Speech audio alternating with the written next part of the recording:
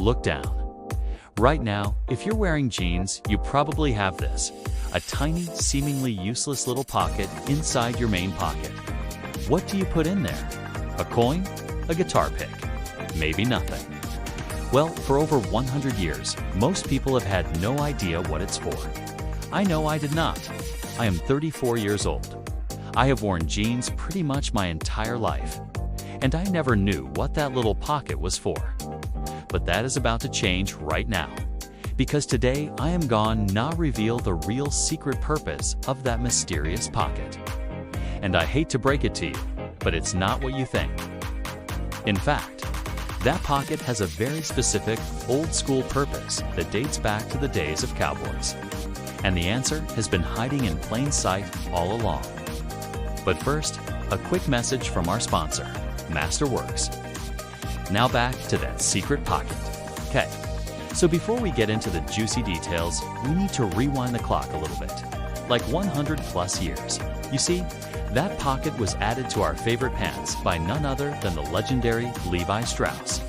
They are the Og of denim, the godfather of jeans. Their first pair of pants wasn't even called jeans. It was called waist overalls. But we all know them today as the mighty 501. They dropped in 1873, and let me tell you, they were game-changing. These babies were made with a sturdy cotton denim fabric and 5 functional pockets. No more holding your stuff in your hands. Back then, it was all about practicality and durability. We're talking miners, farmers, and yes, cowboys. Those dudes were rough and tough. They needed pants that could handle the wild frontier, and Levi's delivered. But here's the thing, jeans were not an overnight success. In fact, they were kind of a flop at first. Nobody wanted to wear these stiff, uncomfortable pants until Levi's did something genius. They partnered up with Jacob Davis, a tailor who had a brilliant idea. He wanted to add a small pocket to the bigger pocket. Why? Well, he found that his customers, those hardworking folks, were always losing their pocket watches. Dang it, they'd drop it in a big pocket and poof, gone. So he wrote to Levi Strauss with his game plan to create a pocket within a pocket. A little guy to keep those watches safe. And that is how the darn good pocket came to be. Levi Strauss loved the idea and patented it in 1875. And guess what? People went wild for it. Suddenly, everyone wanted a pair of those handy-dandy jeans with the extra pocket. It was the perfect solution to a problem that only cowboys and hard-working types actually had. But hey, they took it, ran with it, and made it iconic. So why do we still have it? Well, let me tell you. It stuck around because of one simple reason: tradition, and maybe a little bit of laziness. Wristwatches started becoming popular in the early 20th century, especially with the rise of brands like Rolex.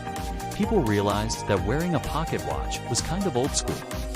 Plus, those clunky pocket watches were heavy and sometimes dangerous.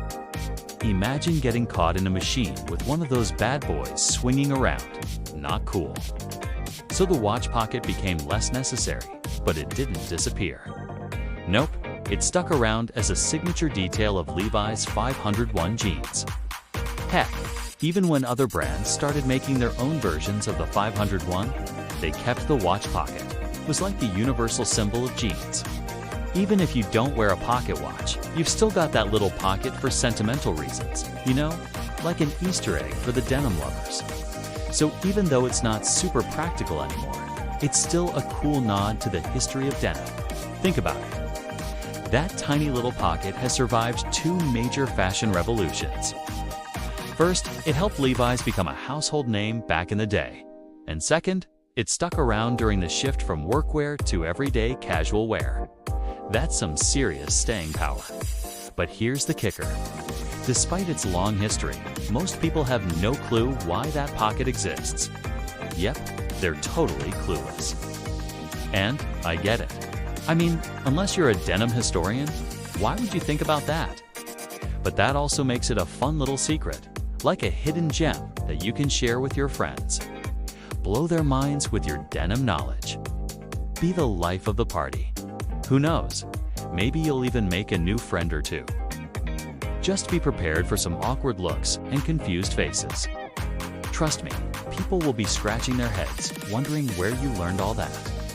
But hey, it's a fun little fact to have up your sleeve, and who knows, maybe it'll come in handy one day.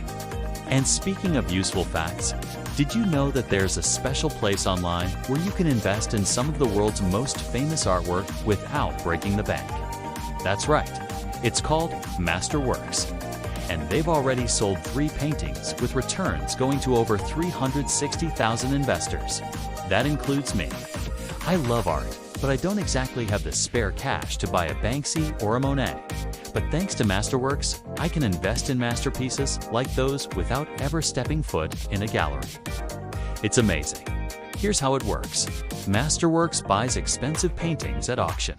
Then they break them up into smaller pieces, allowing everyday people like us to invest as much or as little as we like. The rest is on them. They take care of everything else, the shipping, the insuring, the whole shebang. And once the painting sells, we get our cut based on how much we invested. So far, VBA returned over $6 million to investors, and their newest offering just closed with a 35% return. So you could have doubled your money just by investing in art. Who knew? It's like magic, but it's not. It's smart investing. They only offer new investments to their members, which means there's no pressure to join. I'm in it for the long haul. But if it's not for you, you can sell your shares at any time. And here's the best part. There are no fees and no minimum investment. That's right, zero.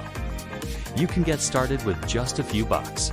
Plus, with inflation slowing down, investing in blue chip art might be a smart move to keep your money safe. It's like diversifying your portfolio, but with paint and canvas instead of stocks and bonds. Am I telling you to quit your job and invest in art? No. Am I telling you to do your research and decide for yourself? Absolutely. Okay, back to that mysterious pocket. Now, did you know that pocket has a name? Yep, it's not just a random hole in your pants. It's called the watch pocket. Pretty fitting since it was originally meant to hold your pocket watch. But times have changed. Pocket watches are old school, and most of us prefer a good old wristwatch.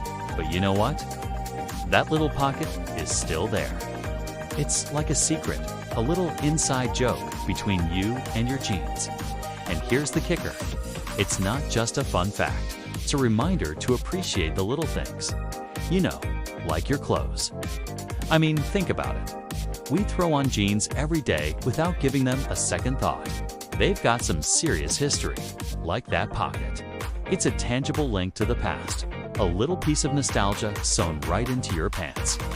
So next time you slip on a pair of 500 ones, take a moment to appreciate that pocket. It's more than just a hole.